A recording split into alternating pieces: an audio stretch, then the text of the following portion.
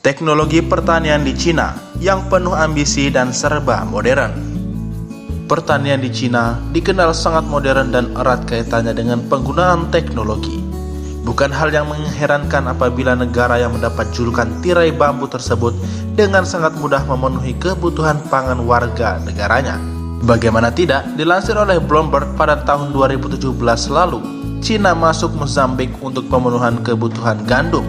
Sedangkan pada tahun sebelumnya, cadangan gandum Cina memasuki angka 600 juta ton.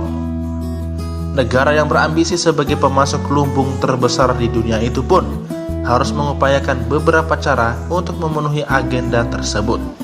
Di antaranya, mengembangkan Artificial Intelligence atau AI sebagai pendorong terciptanya lapangan pekerjaan, seperti teknologi pertanian dan peternakan.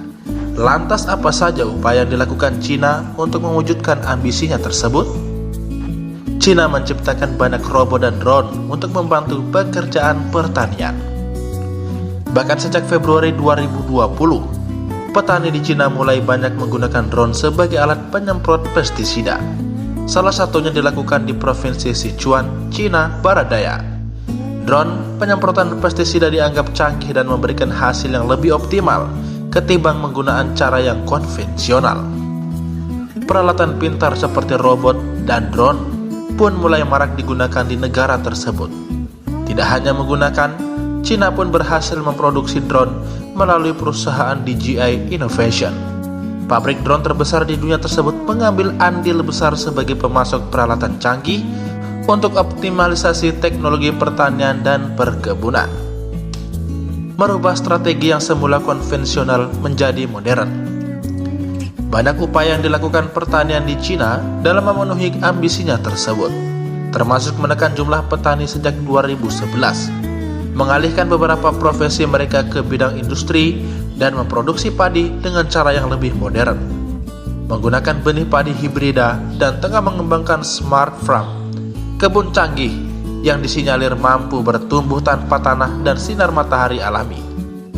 Zhan, CEO Sanan Sino-Science, penggagas kebun canggih tersebut, percaya bahwa teknik revolusioner yang mereka rencanakan diharapkan mampu menciptakan siklus pertumbuhan yang maksimal dan berkelanjutan, mendorong masyarakat dan kalangan manapun untuk melek terhadap teknologi.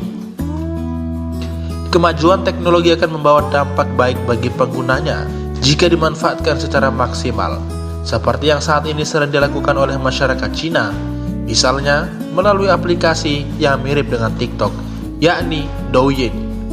Beberapa petani memanfaatkan fitur berbagi video dan meraih keuntungan yang besar. Mereka berhasil melakukan penjualan melalui video yang mereka buat dan menarik banyak orang untuk berlangganan melalui aplikasi tersebut. Mengembangkan urban root crop farming. Dilaporkan, Xinhua, penelitian tersebut dipublikasikan dalam jurnal Urban Forestry and Urban Greening. Peneliti mengembangkan perangkat untuk melakukan aktivitas perkebunan di atap rumah. Teknologi ini cocok diterapkan di kawasan padat penduduk yang mulai kehilangan banyak lahan untuk perkebunan. Tingkat industrialisasi dan urbanisasi yang meningkat menyulitkan sebagian warga untuk memiliki lahan. Oleh karena itu, strategi ini sangatlah baik untuk memulihkan ekonomi serta memperkuat ketahanan pangan di negara tersebut. Teknologi Indonesia yang tak kalah saing. Indonesia sebagai negara agraris telah mengikuti perkembangan teknologi pertanian yang ada di negara lain, seperti penggunaan drone lokal yang diproduksi oleh Full Drone Solution. Drone ini dapat membantu untuk menghemat biaya operasional hingga 25%. Drone jenis Verto ini dapat mengangkut beban cairan hingga 5-15 kg. Dengan kemudahan dalam pengoperasiannya, drone yang akan dibantu oleh tim teknis handal serta servis dan maintenance dalam negeri tentu akan mempermudah untuk membantu petani meningkatkan efisiensi pertaniannya. Jika ingin tahu lebih lanjut tentang terkait drone Verto, silakan kunjungi website Full Drone Solution. Baiklah, itulah sedikit ulasan tentang pertanian modern di Cina. Mudah-mudahan video kali ini dapat menambah wawasan kita. Sampai jumpa kembali di video selanjutnya. Wassalamualaikum warahmatullahi wabarakatuh.